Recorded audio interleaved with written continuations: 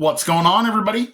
Joe at the Big Sky Model Workshop, back again for a Sunday morning model cars and coffee, hosted, of course, by our good friend Paul over at Left Coast Model Car Builds. One of those awesome opportunities to show what we've built or what we've got going on. I did not get near where I hoped I would this week, but I've had gorgeous weather outside, so that's where I've been, breaking down snow and ice mounds and cleaning stuff up and just kind of getting a little bit of spring fever in me while it was 50 degrees out. So I figured I would dig out a couple more Tonkas if you didn't mind. I definitely didn't want to not do Sunday morning model cars and coffee. Paul is such a great supporter of our community and to me, and I definitely wanted to show him support back. So here we go. So what you're looking at here is the first Tonka that I restored. I think this is the very first one. This is my oldest son's Austin's. Did this one probably close to 5 years ago. This is a 1966. We redid it as close to the original 1966 color. This is an aqua that came from Eastwood. It is powder coated, so that has held up well. Hubcaps were just rattle canned silver. They were too far pitted to be polished, and knowing the running that this was going to do outside, I wasn't going to worry about dropping $15 for a set of reproductions. So this one has definitely seen some time, and this is a good example of how you will usually find these if you ever plan to restore one. They're usually bent right here, and his is again too. Kids run them and they push down on them and they bow out right there on both sides, and you can see how it's bowed out, and it allows that interior tub, which has the rear axle housed in it, to flop around. So you will usually have to take this apart, do a little bit of creative like bending these out and then back in to kind of squeeze everything together. This one has spent the last couple years up in the display case, so I probably am going to just leave it be. We have a display case in the living room that has a Jeep for each member of the family. You've seen all but two of them, I think, at this point. And mine still needs restored. It's something I'd like to do this summer, and we will get to that. That'll definitely be a project that maybe we'll spread out over a couple of Sunday mornings here as the weather continues to warm up, because that's something I'm going to want to do out in the garage, because the first thing I'm going to do is strip the paint and the rust in vinegar, and I don't think my wife wants a 5-gallon pail of vinegar sitting wide open anywhere in the house, and I don't blame her.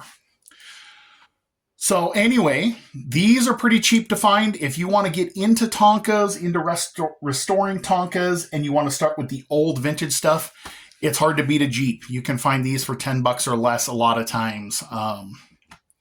Very simple. Like I've shown in previous videos, the body is all of about 6 parts. It's a centerpiece, a windshield opening, 2 sides, and 2 fenders. Very easy to take apart, very easy to put back together.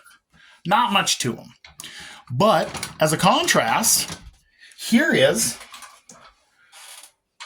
an all-original, unrestored, unmolested 1962 Jeep. This one here is one of the first in their era. I think they started doing the Jeeps around 1960. Excuse the dirt on that back corner. This one is, like I said, it's all original. Some things that you'll note: no white walls. These are solid rubber tires. They have a little lip enough for the hubcaps to pop into them. They quit using those roughly 1961 or 1962. Also, the windshield opening on the first versions just snaps in. It's a little tab, not a rivet. And you can tell that this one has gone through many an adventure, but this one is in surprisingly solid shape.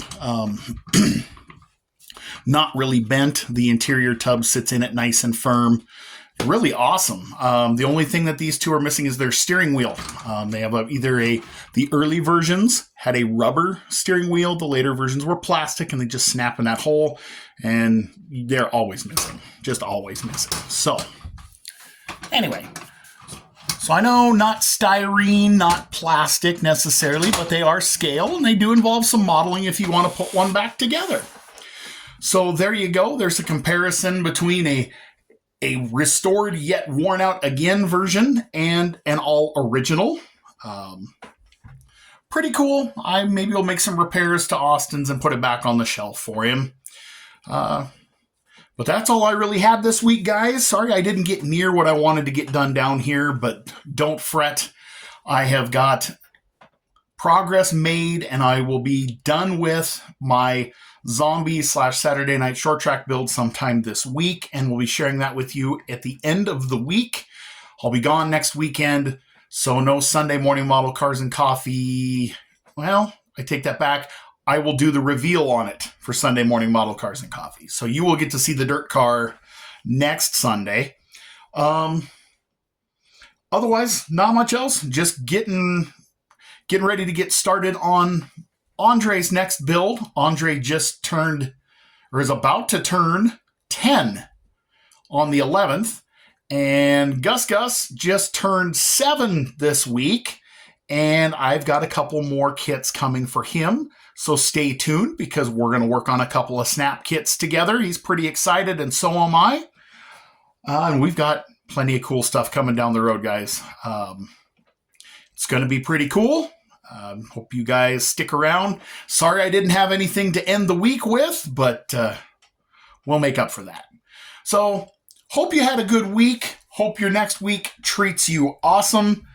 Thank you guys for tuning in. I'm going to get out of here so we can go watch some more Sunday morning model cars and coffee, and you can too. Thanks as always for stopping by and liking and commenting, subscribing and sharing. Don't forget to check out my channel supporters, vcgresins.com and scalefinishes.com. Put Big Sky 10 in the discount code, save yourself 10%, and let them know that you saw my stuff. So anyway, have a great rest of your Sunday, guys. God bless you, and I'll catch you on the next one.